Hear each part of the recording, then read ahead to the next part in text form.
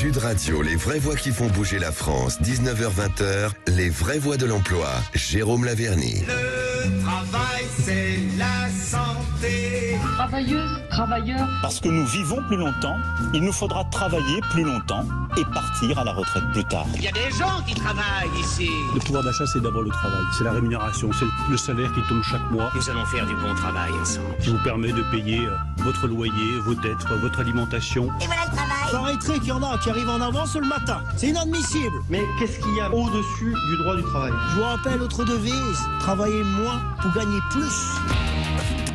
Bienvenue dans les vraies voix de l'emploi avec Jérôme Laverny. Bonsoir Jérôme, comment ça va? Bonsoir Cécile, bonsoir Philippe. Bonsoir.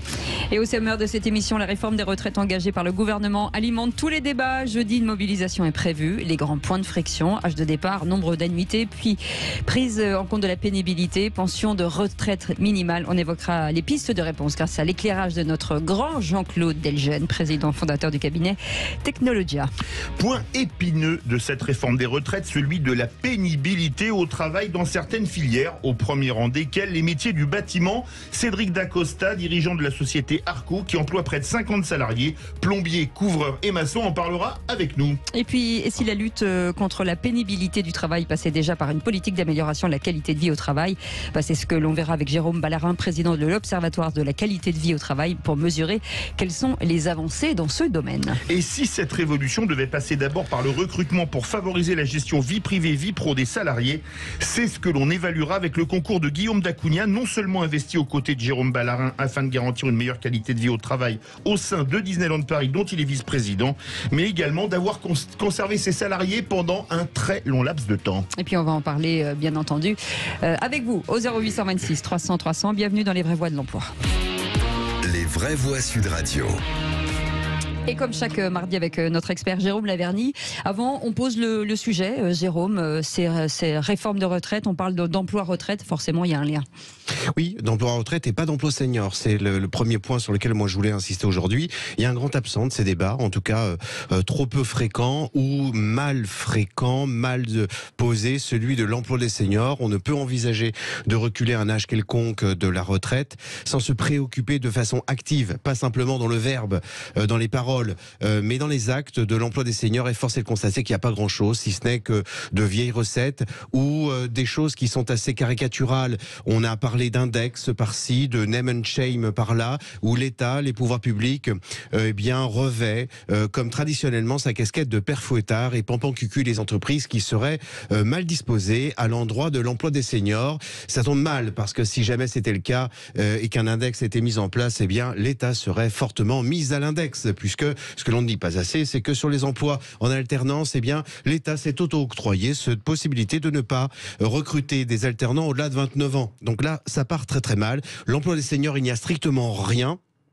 Aucune mesure, aucune stratégie, ce réflexe systématique de vouloir culpabiliser les entreprises. Pour autant, il n'y a pas de territoire sans une mission locale, et l'indifférence à l'endroit de l'emploi des seniors est redoublée par une frénésie, une hystérie, dirais-je, sur l'emploi des jeunes. Et on ne rappelle pas assez que nous sommes encore aujourd'hui dans un plan d'urgence emploi qui s'appelle Un jeune, une solution.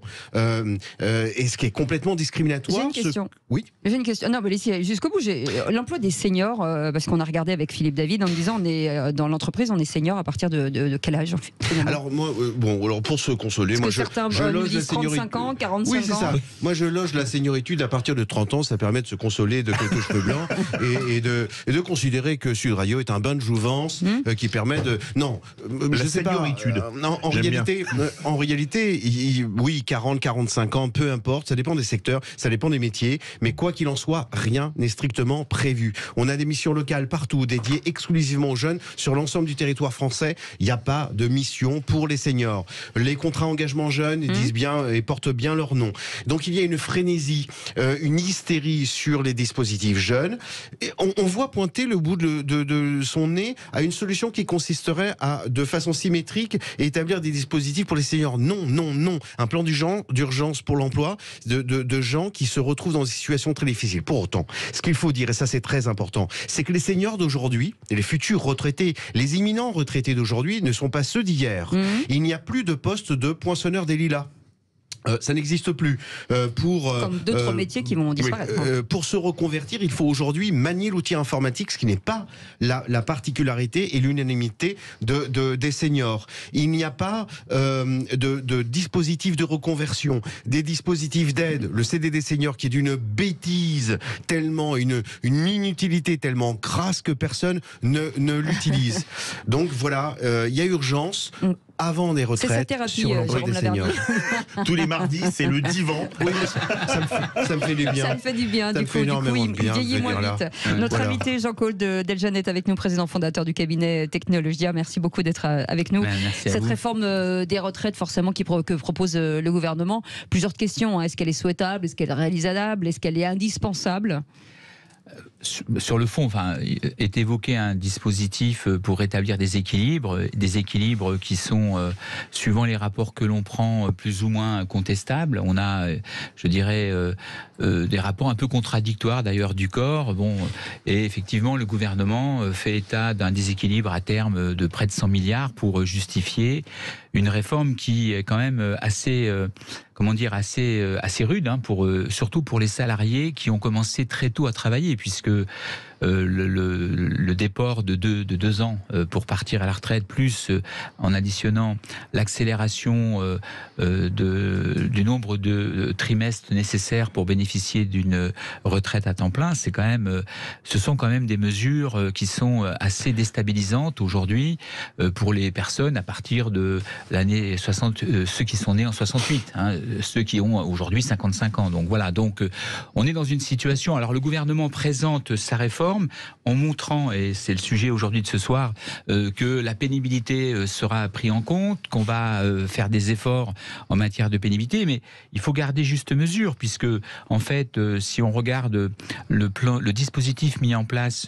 en 2015, qui a été rénové avec la loi de septembre 2017 sur le travail, ce dispositif a concerné en tout et pour tout à ce jour à peu près 12 000 personnes.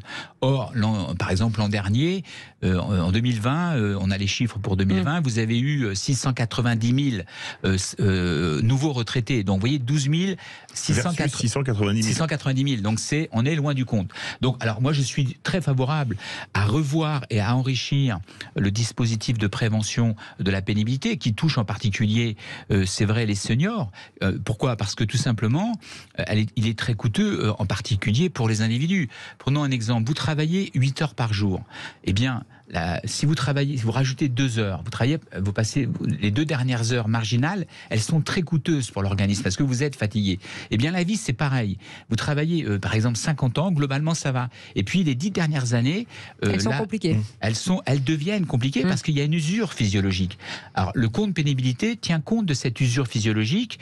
Alors, vous voyez, par exemple, on parle du travail de nuit. J'en parlais tout à l'heure avec Patrick Roger qui me disait qu'il se levait tous les jours à 5 heures du matin. Le travail de nuit, c'est très érodant en termes physiologiques. Le travail de nuit, c'est de minuit à 5 heures du matin. Quand vous travaillez de nuit, on le sait, c'est prouvé, c'est étayé, vous avez un risque de mortalité 11% supérieur, toutes causes confondues, donc c'était démontré par Harvard. Vous avez des maladies cardiovasculaires en croissance à peu près de 20%. Une étude, par exemple, sur les infirmiers de nuit l'a démontré. Vous avez des troubles du sommeil, vous avez de l'obésité, de l'anxiété. Enfin, il y a toute une partie de votre vie qui est largement perturbée par le travail de nuit. Et dans la pénibilité, c'est un des premiers facteurs à prendre en compte. Donc, il est nécessaire de faire beaucoup plus en matière de prévention. Alors, je rajouterai une dernière chose sur la question, sur cette problématique. Le gouvernement dit on maintient le dispositif de compensation. On peut rentrer dans le détail, si vous le voulez, après, de la pénibilité, de ce que l'on entend par pénibilité. Mais donc, en fait, vous avez des points qui vous permettent de partir plus tôt et vous pouvez gagner 2 ans. Et jusqu'à présent, les gens qui devaient partir, par exemple, à 62 ans, pouvaient partir à 60 ans. Demain, à partir de 2030, ceux qui font en fait partir à 64 ans pourront partir à 62 ans. Donc en fait, globalement, je pense que si on avait voulu être juste dans cette réforme, il aurait fallu maintenir le départ à 60 ans pour ceux qui avaient déjà payé un lourd tribut en matière de pénibilité. Eh bien, vous restez avec nous, Jean-Claude Elgin, on sera avec nous, on sera avec vous jusqu'à 20h avec cette question que l'on vous pose sur les réseaux sociaux. La réforme des retraites est-elle souhaitable, faisable ou indispensable? Pour l'instant, vous dites faisable à 40% et beaucoup de tweets qui nous disent l'option non merci, pas de retraite, en tout cas pour pas de changement de retraite. Vous êtes plus enclin à dire que finalement vous voulez pas que ça change du tout. Vous nous appelez 0826 300 300. On est avec nos invités et Jérôme Laverny, notre expert, jusqu'à 20h. À tout de suite. Sud Radio, les vraies voix qui font bouger la France. 19h-20h, les vraies voix de l'emploi. Jérôme Laverny. Effectivement, Jérôme Laverny est avec nous. On parle emploi, vous savez, tous les mardis dans les vraies voix de l'emploi. On revient sur pas mal de sujets. Forcément, en ce moment, on est sur la réforme des retraites, à l'aube des premières manifestations. On en parlait avec Jean-Claude Delgen, qui est avec nous, président fondateur du cabinet Technologia, justement sur cette pénibilité au travail, Jérôme Laverny. Alors, le postulat de départ de cette réforme en l'espèce, c'est de considérer que l'allongement de la vie vaudrait donc allongement de la vie professionnelle. Manque de bol, Félix Mathieu nous annonçait tout à l'heure, j'entendais dans les informations, qu'en Chine, visiblement, l'espérance de vie a tendance à reculer. Et puis, est-ce que c'est véritablement souhaitable? Est-ce qu'on peut faire des équations de la sorte? Est-ce qu'on peut, par exemple, considérer qu'un enfant de 12 ans aurait la condition physique de pouvoir travailler? Est-ce que c'est souhaitable, en fait? Est-ce que cela ne relève pas d'un choix de dire, non, à 12 ans, on ne travaille pas, et non, à 65 ans, on ne monte pas sur un toit, on ne soulève pas des poids qui sont absolument considérables, on ne travaille. Est-ce que à un moment donné, comme pour un enfant de 12 ans, où il a fallu à un moment donné dire non, il n'y a pas d'enfant qui doit descendre dans les mines et on arrête le travail pour les enfants, est-ce que de la même façon, on ne peut pas, relevant d'un choix de société, considérer que même si des gens veulent travailler au-delà de 65 ans, il y a quelque chose d'inhumain à un moment donné dans le cadre de certains métiers, on ne peut pas l'ignorer, on ne peut pas faire des règles comme ça qui sont aussi sottes. On va en parler avec un entrepreneur. Cédric Dacosta est avec nous. Bonsoir. Bonsoir. Bienvenue sur Sud Radio. Vous êtes dirigeant d'une PME. Vous travaillez dans le bâtiment qui s'appelle Arco. D'ailleurs, si vous nous écoutez, 0826 300 300, appelez-nous si vous travaillez dans le bâtiment pour être sur le terrain et comprendre. Vous, forcément, on parle de pénibilité. C'est vrai que le bâtiment n'est pas épargné par cette notion. Comment vous travaillez ? C'est une vaste question. Oui, disons qu'effectivement l'ensemble des salariés, tout corps d'État confondus, dans le bâtiment, sont confrontés. Ils sont tous confrontés à la pénibilité, soit par des ports de charge. Ils seraient régulièrement sujets aux intempéries, notamment les travail à l'extérieur. Exactement. S'il pleut, il neige, il fait froid, il fait chaud, la réverbération du soleil. Ils sont constamment soumis à ces conditions climatiques et forcément, arrivé à un certain âge, je pense que le corps le fait ressentir et il me semble évident que rallonger notamment leur carrière, généralement qui sont déjà des carrières longues, ils ont souvent commencé à travailler très jeunes. Très jeune, oui. C'est un peu difficile. Pour le dire autrement, même s'il y a toujours des exceptions, est-ce que couvreur à 65, 67 ans, c'est jouable? Ça me semble... Limite, quand même. Très compliqué. Oui. Ouais. Voilà. Jean-Claude Delgen veut réagir. Oui, je voulais revenir sur ce qui est, en fait, dans le micro, Jean-Claude. Ce qu'a dit Jérôme sur la question de l'espérance de vie, parce que c'est d'une des hypothèses fondamentales de la réforme. De la réforme, absolument. Voilà. Moi, je vais simplement donner... Je veux simplement donner 2 chiffres qui sont intéressants. Pour caler la réforme de 2014, j'ai repris donc l'analyse, et en 2014, en 2011, l'INSEE prévoyait en fait une espérance de vie pour 2021. La prévision était de 28,3 espérance de vie. En plus, donc. Et là, en fait, dans le réel, on était à 27,5 pour les femmes, 23,9 pour les hommes, 23. En fait, tout ça pour dire que les prévisions qui ont permis la réforme de 2014. En fait, ne se sont pas réalisés. Or, aujourd'hui, on nous ressort... Or, aujourd'hui, on ressort des mêmes estimations de progression linéaire de l'espérance de vie. Et en fait, ces chiffres démontrent sur 10 ans, 2011-2021, qu'on n'y est pas. Donc il faut faire attention à ne pas recommettre les mêmes erreurs. Il n'est pas du tout évident que l'on va progresser d'une telle ampleur en matière d'espérance de vie. Aujourd'hui, on le voit aux États-Unis, l'espérance de vie, par exemple, en bonne santé a reculé. Oui. En France, l'espérance de vie globale a baissé aussi. Voilà. Aux USA. Donc c'est au cœur du problème parce que on vous dit on va vivre plus longtemps, il faut donc plus de cotisants pour payer les gens qui vivent plus vieux. Oui, c'est ça. Voilà. Donc à partir du moment où les trajectoires d'espérance de vie ne sont pas celles qui nous sont données, on peut s'inquiéter sur les calculs qui sont faits. Jérôme Laverny. Donc l'autre postulat de départ, parce que le premier postulat c'est de dire allongement de la vie professionnelle. L'autre postulat c'est de dire les caisses sont vides, remplissons les caisses. Et moi je veux bien parier et mettre la main de Philippe David au feu. Les deux même. Les deux bien sûr. Il est digne de Funès. Ils peuvent me torturer, je ne dirai rien. Non, moi je ne dirai rien du tout. Simplement pour dire que le coût de prise en charge des allocations chômage des seniors allant jusqu'à 65-67 ans va être à mon avis bien plus substantiel que les retraites qu'on va devoir verser. Sauf que là, on revient à l'idéologie du temps. Tous les chemins mènent à l'ego, tous les chemins mènent au nombril. Oui, ce qui est intéressant, c'est de prendre des mesures qui n'aient pas d'impact.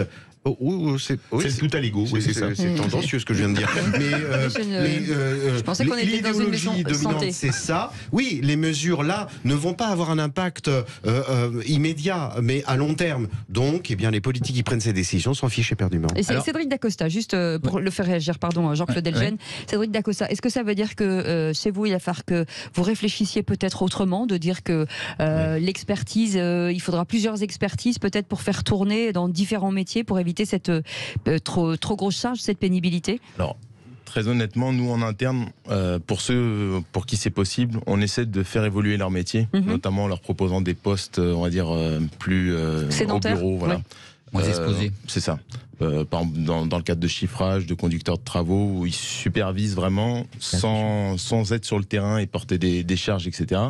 Et ce que je constate aussi, c'est qu'arrivé à un certain âge, il y a un certain nombre de maladies professionnelles chez cette catégorie, forcément de personnes d'un certain âge qui travaillent dans le bâtiment, et on se retrouve avec des mi-temps thérapeutiques, plein de situations assez difficiles des incapacités à gérer en interne, parce que sur une grosse structure, effectivement, on peut plus facilement s'adapter, mais sur les petites structures comme la nôtre, forcément, un salarié est très important. Si demain vous avez en termes de temps d'activité, un demi-salarié, ça chamboule tous vos plannings et vous devez vous adapter, réaménager. Pour qu'on soit concret, idéalement, quand on travaille dans le bâtiment sur des métiers compliqués, comme vous venez de l'énoncer, il faudrait partir à quel âge?